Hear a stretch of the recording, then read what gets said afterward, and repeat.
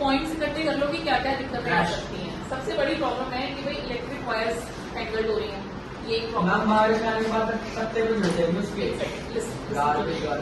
Accident हो सकते हैं because people may collide with that. Chances हैं कि भाई जब ब्रांचेस बाहर तक आ गई हैं तो when you are riding a bike और something so you may collide with that.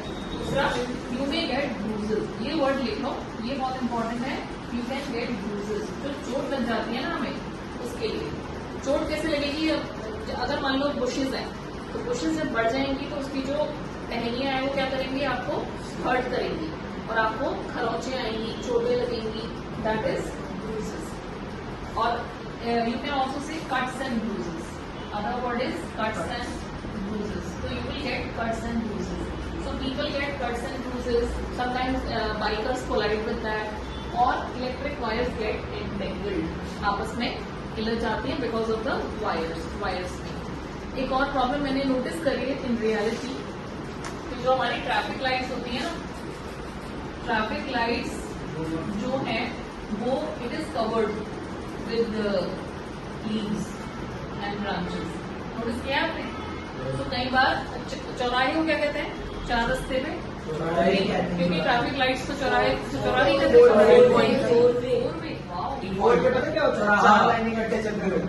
Intersection क्या कहते हैं?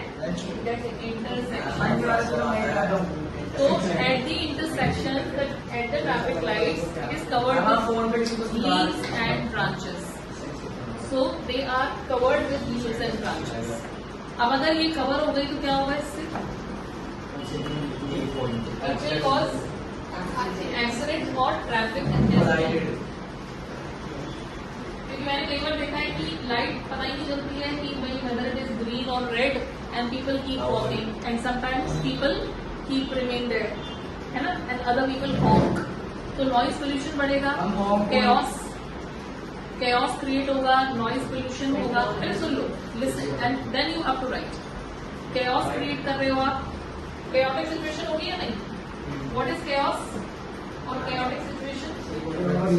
सब कुछ इधर उधर नहीं होगा, मतलब नथिंग इज इन ऑर्डर, सब कुछ हॉच हो जाएगा, and that is chaotic,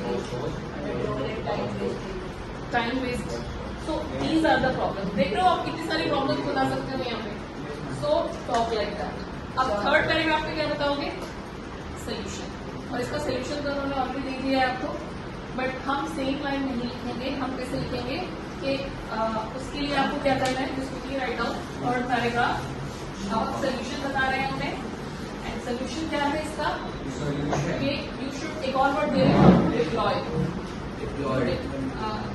please don't write these headings in the letter, ये सिर्फ आपकी समझ के लिए है कि अब आप सोल्यूशंस लिख रहे हैं। डिप्लॉय द स्टाफ, पर्सनल भी लिख सकते हो, स्टाफ में लिख सकते हो, डिप्लॉय करना है।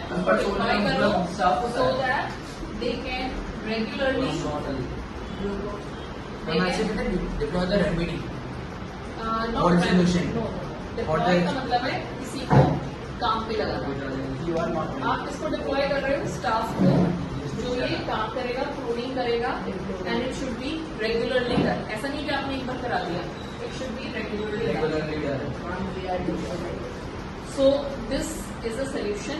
एंड लास्ट में एक लाइन क्या लिखोगे आप? एंडिंग कैसे होगी?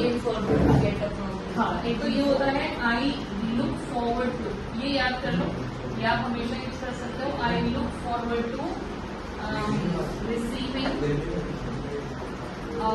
प्रॉम्प्ट एक्शन, मतलब मुझे उम्मीद है कि आप फटाफट से एक्शन रिसीविंग को सर्च कर रहे हैं। I look forward to a prompt action. I look forward to prompt action. Yeah, I'm erasing it. So I look forward to a prompt action in this matter.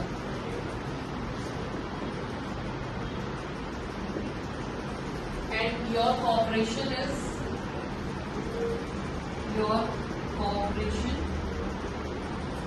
is anticipated. इसका मतलब होता है कि मैं पहले से ही एंटिसिपेट कर रहा हूँ, पहले से ये सोच रहा हूँ कि आप कोऑपरेट करोगे। तो ये थोड़ा सा एक फ्लैटरिंग लाइन हो जाती है, जिससे आप थोड़ा सा क्या कर रहे हो, you are flattering the person कि भाई मुझे पता है आप मेरी हेल्प करोगे, मैं एंटिसिपेट कर रहा हूँ, मैं पहले से ही सोच रहा हूँ कि आप कॉपरेट करोगे ही करोगे। सो बस ये आपका हो गया ending.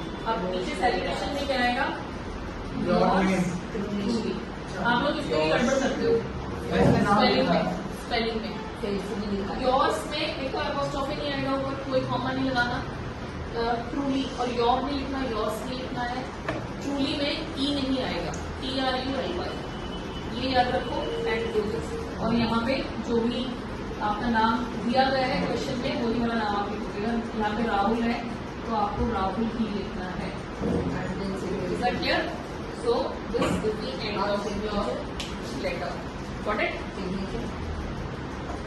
Signatures are not required. You just write the name. That is fine.